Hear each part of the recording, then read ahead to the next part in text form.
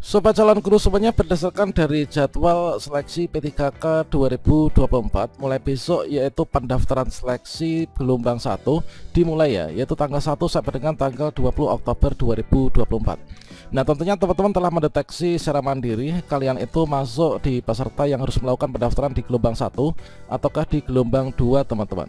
Dan pada video ini kita akan menyajikan daftar nama tenaga non ASN yang nanti termasuk dalam peserta gelombang 1 yang wajib mendaftar antara tanggal 1 sampai dengan tanggal 20 Oktober 2024.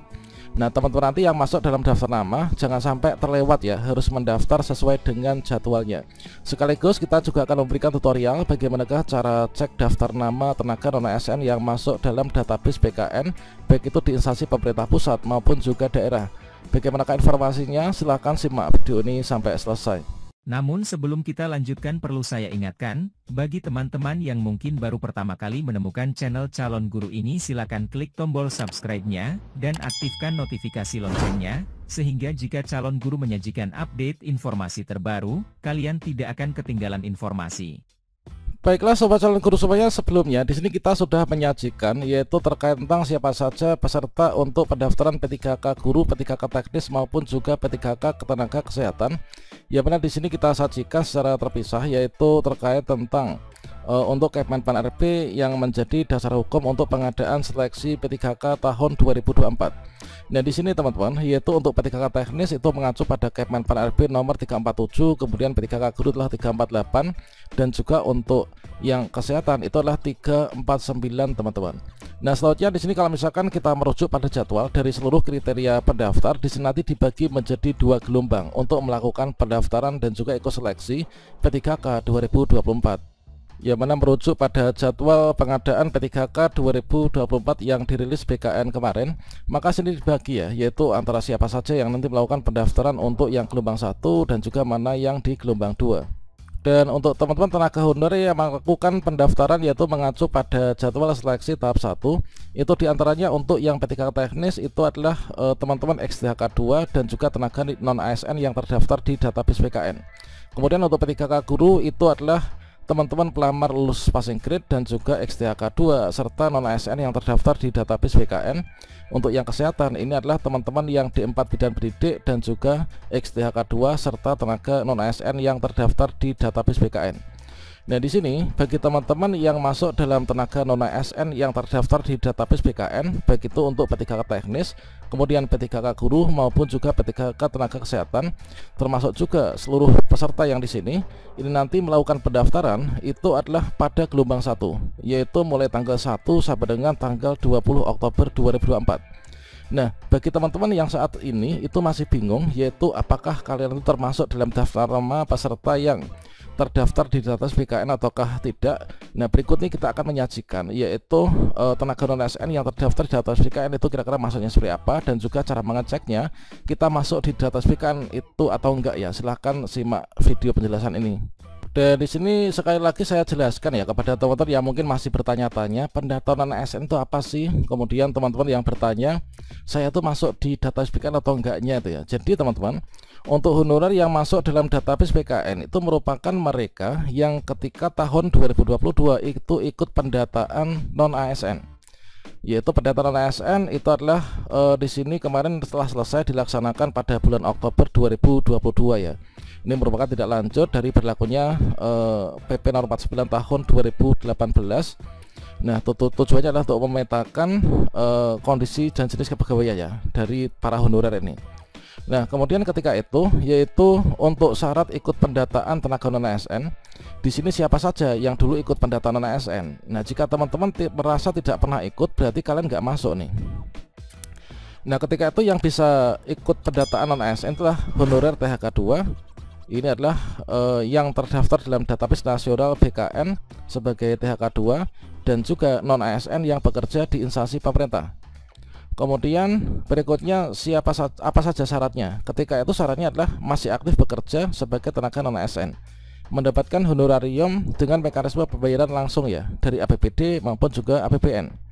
Diangkat paling rendah itulah dari pimpinan unit kerja. Berikutnya telah bekerja paling singkat 1 tahun itu adalah pada tanggal 31 Desember 2021. Nah, di sini adalah setiap persyaratan ini wajib diikuti ya oleh teman-teman. Nah, selanjutnya ketika teman-teman ingin mengetahui bagaimanakah hasilnya, maka yang nanti akan menjadi peserta seleksi tahap 1 yang mulai pendaftarannya nanti mulai besok tanggal 1 Oktober sampai dengan tanggal 20 Oktober, maka teman-teman yang sudah masuk dalam data BKN, maka kalian nanti harus melakukan pendaftaran pada jadwal tersebut ya. Dan kira-kira bagaimanakah cara mengecek yaitu tenaga non ASN yang sudah masuk database BKN? Maka di sini masukkan dari BKN ya. Inilah teman-teman dipersilakan untuk berkoordinasi dengan unit pengelola kepegawaian tempat kalian bekerja, yaitu ke BKD atau BKPSDM masing-masing di instansinya masing-masing ya. Nah, berikut ini kita akan sajikan contohnya siapa saja yang masuk di sana. Sebagai contohnya, misalkan untuk yang di instansi pemerintah daerah ya, misalkan di BKPSDM Kabupaten Pandeglang, Banten misalkan. Nah, di sini dulu disajikan yaitu pengumuman ini ya, pengumuman finalisasi pendataan non ASN Kabupaten Pandeglang.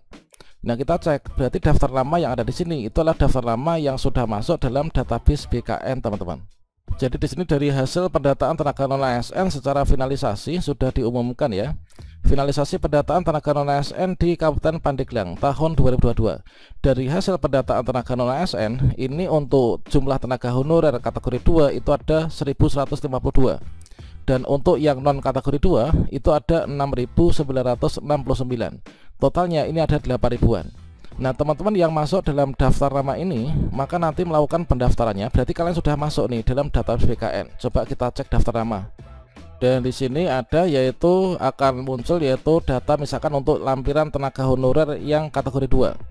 Ini ada NIK, inilah NIK kita, kemudian nomor THK2-nya, kemudian nama lengkapnya siapa, tempat lahir, kemudian tanggal lahir, jenis kelamin, unit kerja, jabatan, pendidikan.